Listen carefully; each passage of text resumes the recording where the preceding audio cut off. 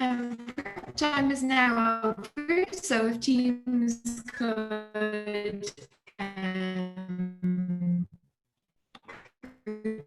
to the room, turn on the cameras if they can. And we'll just check that we have everyone. Okay, so account for Bristol and Sofia, but it looks like you're all here.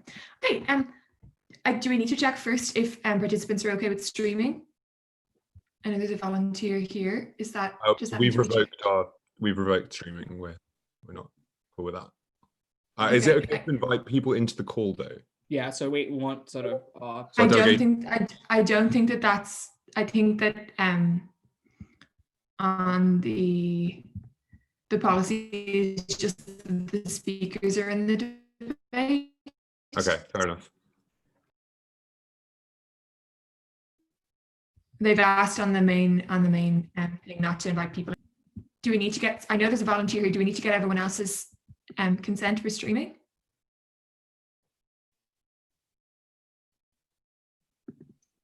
Yeah, I received the consent of 2 teams. 2 teams did not consent. I will stop the streaming during their speech.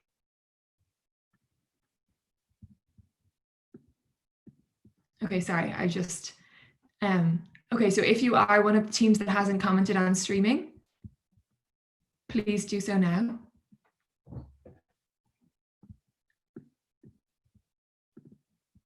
Okay, I can see the comments that my sound is breaking up. Are we good now? Can everyone hear me clearly now?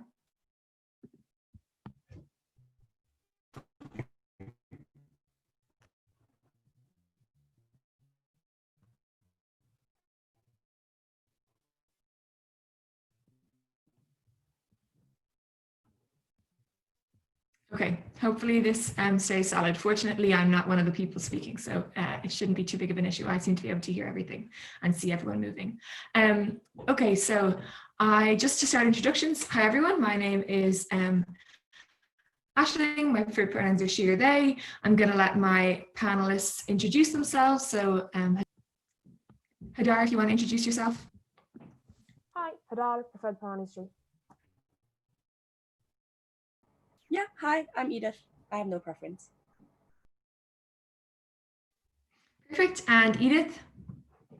Great, so starting with opening government, if you can just tell me who's speaking first, and you can share any pronouns if you have a preference. Jason speaking first, no preference. Cara speaking second, she, her, please. That's great. Okay, opening opposition.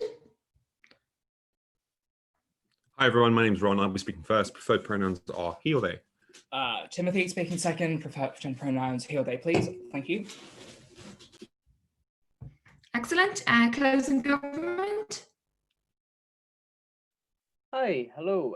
Kevin Hamill speaking first. No preference. Thank you very much. And Jackson speaking second, also no preference. Thanks very much. Great. And closing opposition. Roman speaking first. Nikolai speaking second. We have no preferences. Okay, perfect. So if teams have, I believe the volunteer said there are 2 teams that haven't commented on consenting to streaming. If they can just do so now, if you're one of those teams, and that would be great because that might be just good to get established before we start. Just a few reminders before we start. I'd encourage everyone to be conscious of points of information being offered, ways that they can be offered, and speakers, I'd encourage you to make sure that where you think a speaker might not be able to see that you're offering a point of information, it's okay to comment a few times in the chat, for example, because that can disappear for people. And similarly, do unmute yourself at 5 minutes 45, so with 15 seconds left of protected time.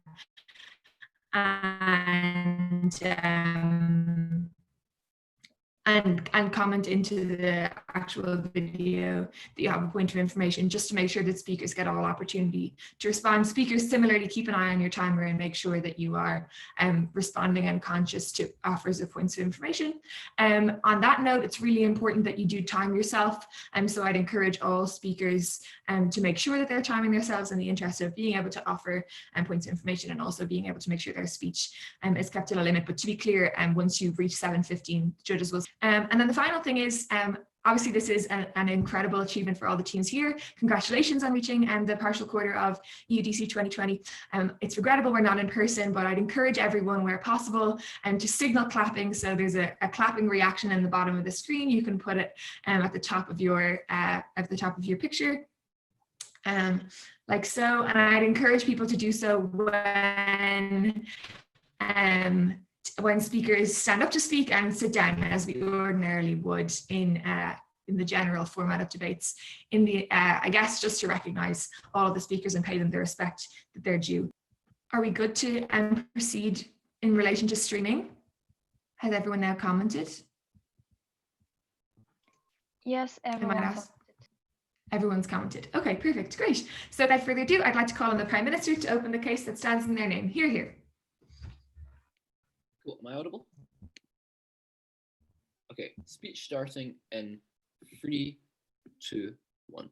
I think at surface level, this debate seems fairly marginal insofar as the changes that occur probably exist on some degree of margins.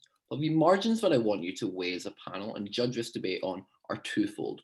One, the specific increase, no matter how marginal, to the microaggressions that can occur within a workplace culture can specifically be the tipping point between some women accessing social mobility by rising up the career ladder or not.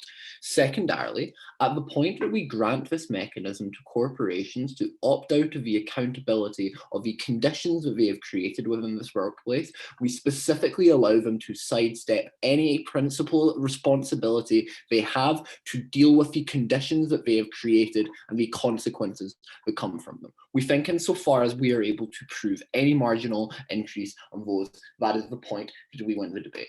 Before examining these two metrics, I want to first briefly discuss what this looks like and then briefly explain what else is going to be a wash within this debate. I think crucially this looks like generally corporations taking out sort of like insurance policies to make the comparative no longer being them being sued by those who get like sexual misconduct claims levied against them, but rather instead it's an insurance company where the budget comes from. What then crucially is symmetric from this is the fact that the specific treatment that the victim of sexual misconduct gets is probably something that exists on is the same on either side of the house, or is something that is a marginal win for us. Why is this? One, note that insurance companies have the exact same incentives to not give out money as the corporations do. That is to say, the specific business model of insurance companies is that they are able to give people premiums on the specific basis that they will always attempt to pay it as little as possible. At the point when this is true, there will specifically be stringent conditions under which the insurance policy is met. What is the comparative?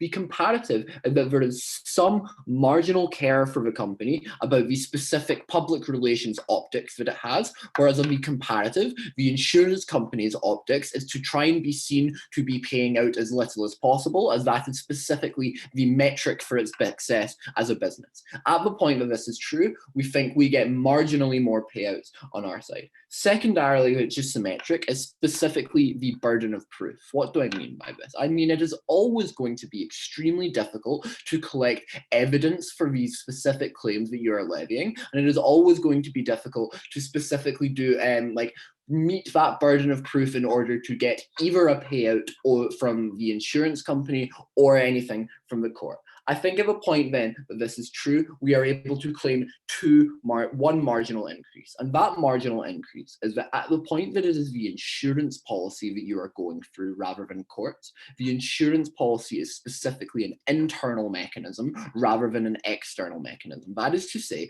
we think we probably get more people coming forward at the point that they no longer feel compelled to deal with the internal mechanisms of the company to settle their disputes, and rather instead they are able to opt for lawsuits to the specific upper echelons of it directly. I'll take Ola's clarification.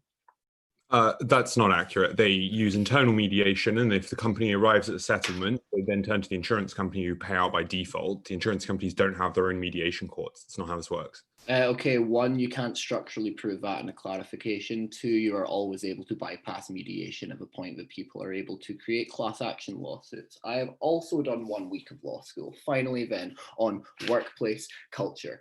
What then is the specific delta in workplace culture in this debate? I think the specific delta in workplace culture is now you have the capacity to deflect your responsibility at the point that you are a corporation. That is to say, at the point that this no longer affects your bottom line, your incentive to actually try and engage in preventative mechanisms somewhat reduces. And so far as corporations are contingent on their capacity to keep turning a profit, any threats to that profit are specifically existential to them. Note then that when this no longer becomes an existential threat, it is less of an immediate pressing concern to try and address it. Why are the other concerns regarding the specific happiness and competence of workers not as much of an immediate concern as the bottom line? Two reasons. One, workers are expendable, but the bottom line is not. Secondarily, this already aligns with the specific internal biases that a lot of people high up within these corporations have. At the point then that this is true, there is no sufficient metric that they are going to grant enough immediacy to other than specifically their bottom line. At the point then that you allow them to sidestep the specific harms this inflicts upon their profit margins, I think there is a couple of harms. I think first of all, you have less incentive to engage in things like preventative training at the point that you are always engaging in a cost benefit analysis to do that in the first place. At the point that it no longer threatens you to the same extent if this happens, you are likely not going to use your capital or your time to engage in that training. Secondly, I think your hiring practices change at the point that you probably care substantially less if something like this occurs because it no longer specifically threatens your business. And I think thirdly, at the point that there is less public scrutiny on specific insurance mechanisms, we think there is probably less of a PR incentive. I want to note that this may on the surface level appear marginal, but I just want to ground this in the specific impact. Note one instance of a microaggression occurring to a woman at work can be the specific tipping point to prevent her from accessing higher reaches of the ladder, or one instance of assault can have a trauma on one person that lasts forever. We think at the point that this is true, you cannot take any action that allows corporations to make this more likely. Briefly then on the principle. And so far as you create the conditions for why this takes place, we feel like you are responsible for them, regardless of if the outcomes are different. That is to say, the insurance companies are not responsible. The responsibility lays with you at the point of the office culture where things like these microaggressions and instances of misconduct occurs, specifically the buck of these rests with the corporation. The intuition pump here is that if people end up committing crime because we feel like the state has failed them, generally we justify that because they have been coerced into that situation. That is to say, the people who have created the conditions in which a crime has taken place are in some degree culpable for the outcomes of it. We think insofar as we remove that culpability, we remove any degree of accountability for the corporations, we do no longer provide justice for them for the crimes that they are somewhat responsible for, and we result in more women getting assaulted at work. That's probably the biggest harm in this debate. Side with OG.